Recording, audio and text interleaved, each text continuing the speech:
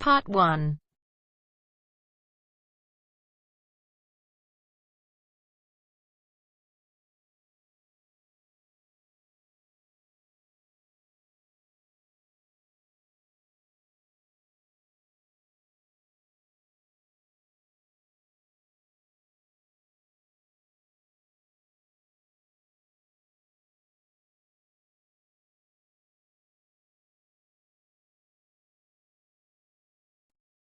Write all your answers in the listening question booklet.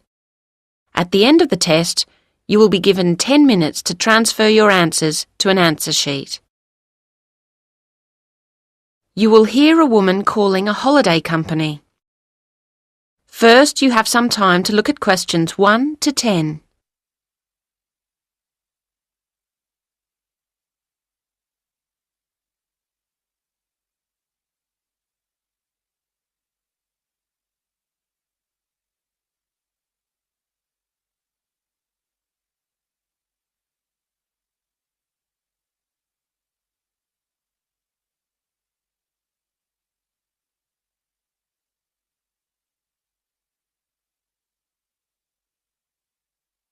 You should answer the questions as you listen, because you will not hear the recording a second time. Listen carefully to the conversation and answer questions 1 to 10. Good Times Holidays, John speaking. How may I help you? Oh, hello. I'm calling to complain about a holiday we've just had. Oh dear, I'm sorry to hear about that. Yes, we're very disappointed. What I need to do is to take some information from you so that I can look up the relevant files and then we can discuss the specific problems. Would that be all right with you? Yes, I hope it doesn't take too long. Oh no, let me just get a form ready. First, the name, please, of the person who booked the holiday. Well, our surname's Sharp, S-H. Like a knife? Yes, but with an E on the end. And a first name? I'm Alice, but I think it was my husband who actually booked the trip. His name's Andrew. Fine.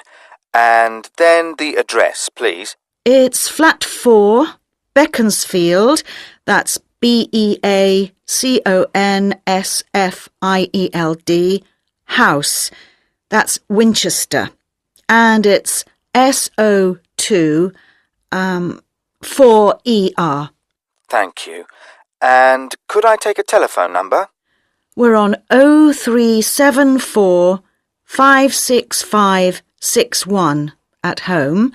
Or do you mean during the day? Then my work number's 0374 55793. I'll put the work one down, assuming that's normal office hours. Oh, yes. The next thing is, do you have a note of your booking reference? I think so. Would it start 74? No. Usually with 2 or 3 letters. Uh-huh. Oh, is this it? MH? That sounds like it. And then 66G4. Thank you. Right, what's next? Now, did you book in conjunction with any kind of special offer? Or did you book directly with us? Or maybe through a scheme your employer's part of? Oh, okay. No, I think... Yes, we were using an offer from a credit card company. They always seem to have offers on. You get something with every bill, don't you? Yes, so many. Fine. And now, insurance. Did you have an insurance policy that came with your booking? Well, no. I mean, it came under our Gold Star policy, so we didn't need extra. No, that's fine. It's just a check. All right, nearly there. Now, what type of holiday was it? Well, not very... No, okay. It was called a midwinter break in the brochure. Thank you. And when was the holiday? We just got back on January the 21st, and we started on the 16th. Fine. Right. I'm sorry about all that. No, I understand. So, what was the problem you encountered? There were 2 things that disappointed us, actually. Right. In the first place, we were told that when we arrived at the station, a taxi would meet us and take us straight to the house. But in fact, there wasn't one there.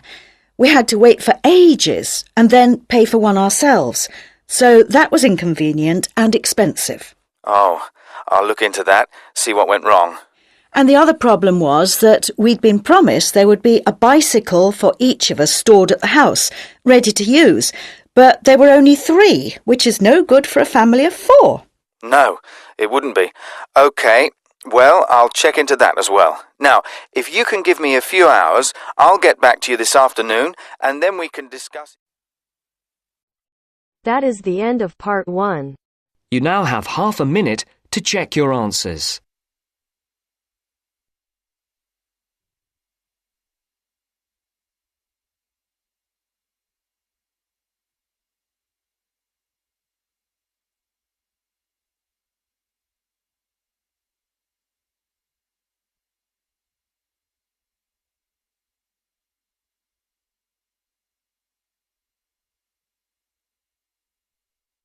Now turns to part 2.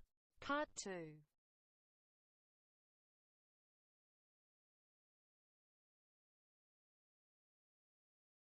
You will hear a talk about opportunities for temporary jobs. First, you have some time to look at questions 11 to 15.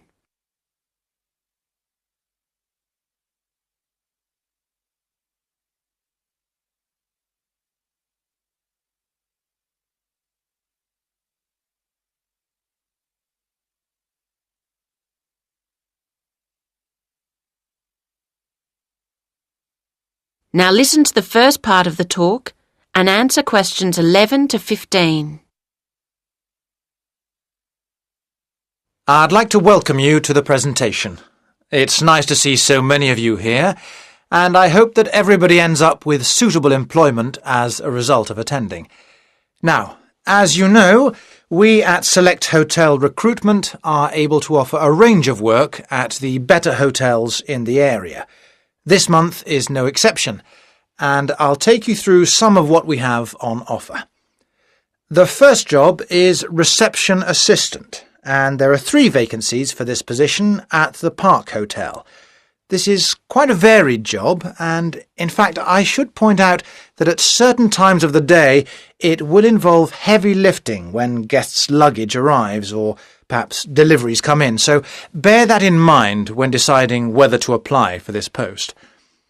The Park Hotel has quite an international flavour, so you'll need to speak at least 2 foreign languages. Many guests, of course, travel by car, and you may have to take their vehicles around to the car park, so you will need to have a valid driving licence, and you will not be allowed to do the job if you haven't. They also say that basic computer skills such as word processing would be an advantage, although this isn't a requirement. OK, now, the next job is general assistant, and there are 4 vacancies for this at the Avenue Hotel. To be honest, the pay is rather low, but there are compensatory factors that you should bear in mind when considering whether to apply. The hotel will provide you with all your meals while you're working, and they will also train you in all the aspects of the job and then issue you with a certificate, which, of course, could be very valuable to you in the future. Right, the third job on offer is catering assistant, and Hotel 56 are looking for 4 people to fill these vacancies at their smart new premises. As you know, this hotel is popular with exclusive travellers, and so you'll need to wear the distinctive staff uniform, which you're provided with. Don't consider this job unless you're fairly flexible about when you work, as the hotel will require you to work nights for this job, and you'll need to travel to and from the hotel as it's situated just outside the city. Well, that's some basic information about the opportunities we currently have on offer. Now you have some time to look at questions 16 to 20.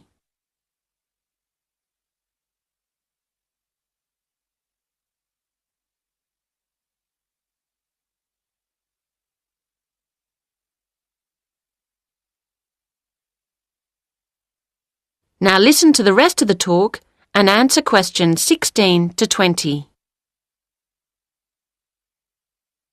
Now, if you would like to apply for one of these jobs, you'll need to follow our recruitment process. It might seem complicated, but we guarantee the hotels we work with to provide carefully vetted staff. So, the first thing you'll need to do is fill in one of these, a personal information form. It's pretty straightforward and should only take you a few minutes. Once you've done that and handed it in, we'll give you a questionnaire about your skills to do. Again, I don't expect this to take you very long. We then look through the information about you and pass on our recommendations to the relevant hotel. Hopefully you'll be accepted by your chosen hotel. Assuming you are, you will then proceed to the next step of the process and attend a general course of training. This is designed to be helpful and realistic, so an important part of the course is role-play activities. You should have some fun while you learn.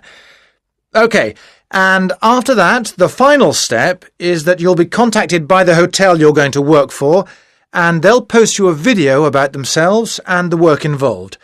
Watching this will constitute further specific training for your job. Well, I hope that's reasonably clear at this stage.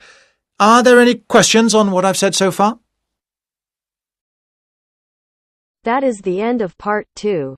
You now have half a minute to check your answers.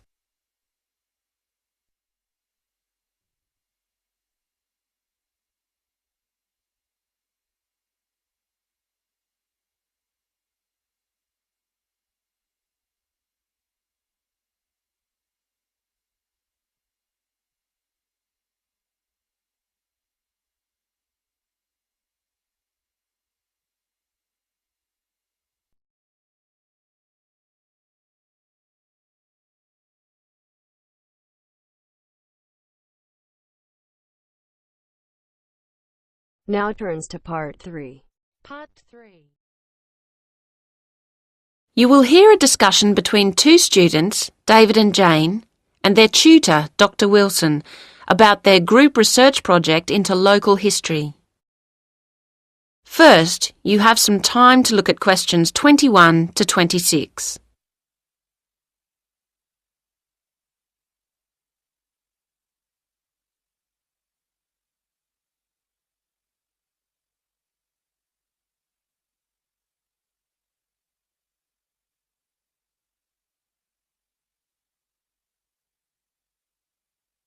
Now listen to the first part of the conversation and answer questions 21 to 26. Hello, David, Jane. Hello. Hi. So, how's the local history project going? Are you making good progress? Yes and no. Oh? Well, we anticipated problems of various kinds. None of the group has much experience of collaborating on projects.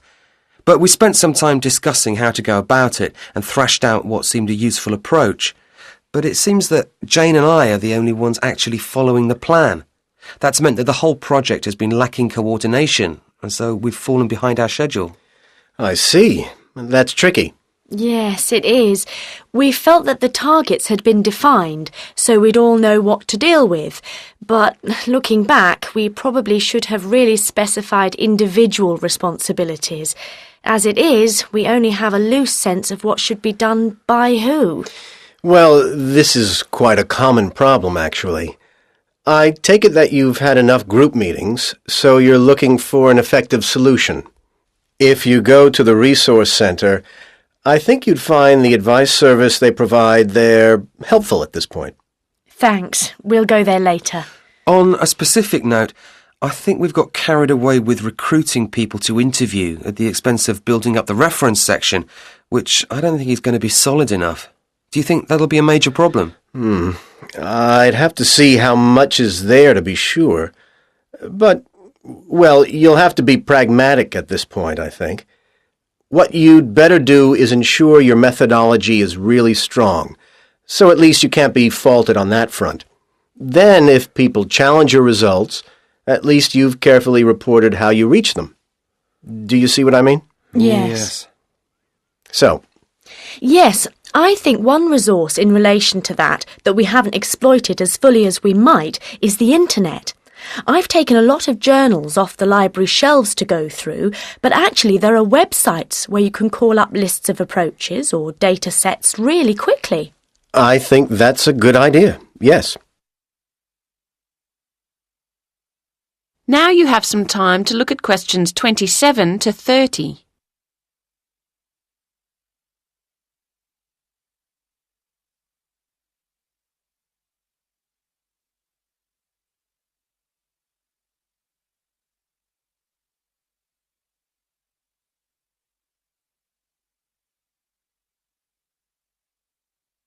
Now listen to the rest of the conversation and answer questions 27 to 30. Now, let's think about the field trip and at least make sure that goes as well as possible. You're going to Cambridge on the 22nd. The Monday, yes. It's quite soon now. And in the morning, you'll be travelling and then getting settled into the hotel. Uh-huh. But you need to get down to work after lunch, of course. Now, I've arranged for you to have a look at some useful visual material, especially photographs and old magazines and newspapers, which is included in an exhibition at the library in the university. That sounds like a good starting point. There's quite a lot on show, so that'll occupy most of the afternoon. Then the following morning, I want you to go and talk to someone in the city library. His name's Jarvis Gregson. He works in the education section there, and he's an expert on the area's history. Don't, of course, forget to take a tape recorder with you, so that you can record what he tells you. Mm-hmm. And to have our questions ready. Indeed. Okay, and the afternoon's free for you to wander around, get the feel of the place. Do some sightseeing. As you wish. It's a beautiful city. But it's back to work on Wednesday morning. Concentrate on the central area and walk around methodically. You'll have the plans I'm getting ready for you from different periods, and your task is to compare those with the makeup of the city today. Make notes on how different kinds of shops and businesses have grown up, what's gone, and so on. I hope the weather's good. Yes, and in the afternoon, I want you to think about producing your own records, along the lines of the ones in the city library's archives.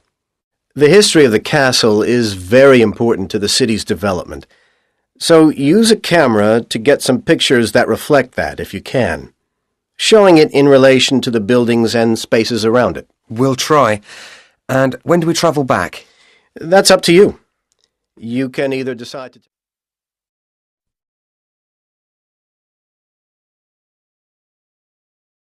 That is the end of part 3. You now have half a minute to check your answers.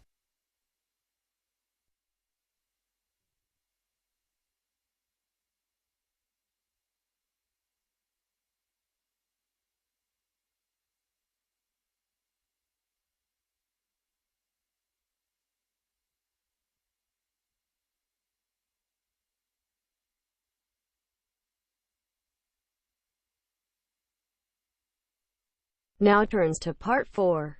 Part 4.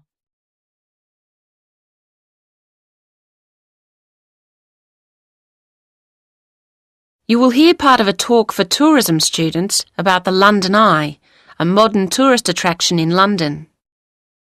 First, you have some time to look at questions 31 to 35.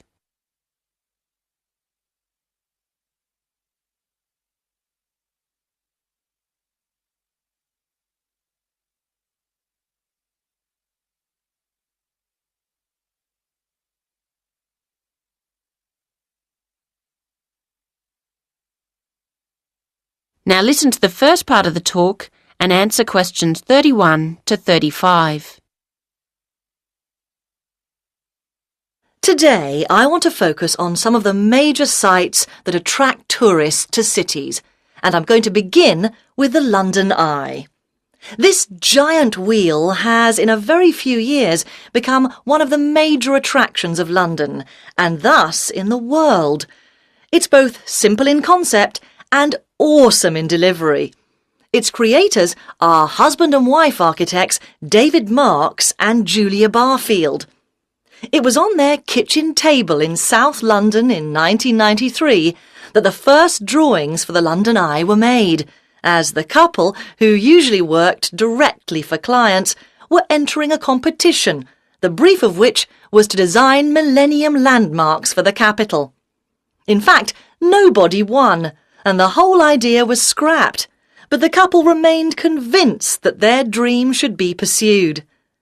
They started to piece the project together and were soon attracting the attention of the press. And it wasn't long before British Airways had started to show an interest and then became a partner. As the project unrolled, everyone involved began to realise the sheer scale of what they were undertaking. It would be the largest observation wheel ever built, and over 1,700 people from a total of 5 countries would play a part in its construction. Nearly every one of its many parts and techniques needed to be invented, simply because they had never existed before. Transportation of the components would be on a scale reminiscent of pyramid building.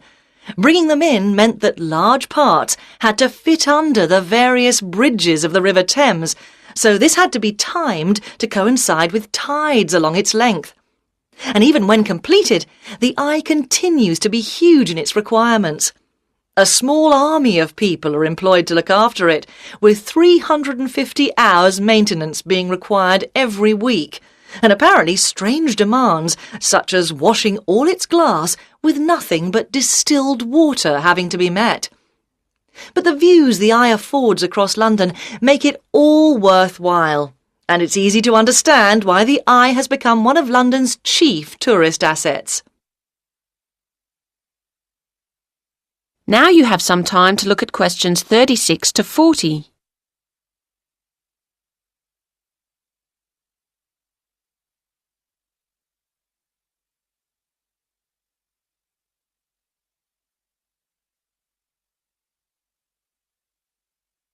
Now listen to the rest of the talk and answer questions 36 to 40.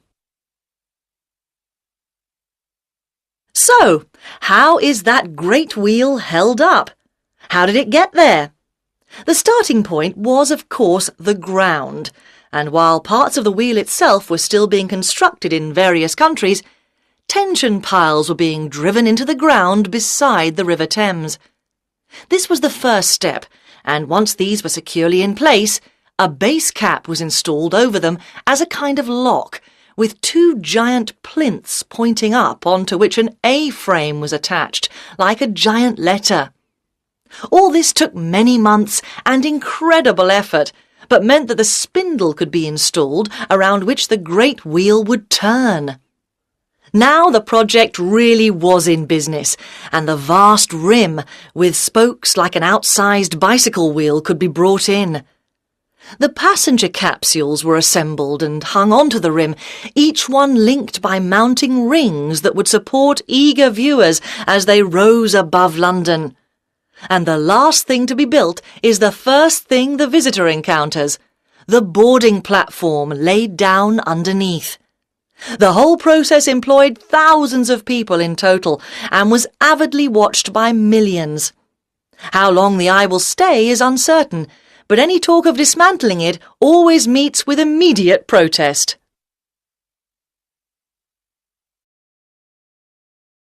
That is the end of part 4. You now have half a minute to check your answers.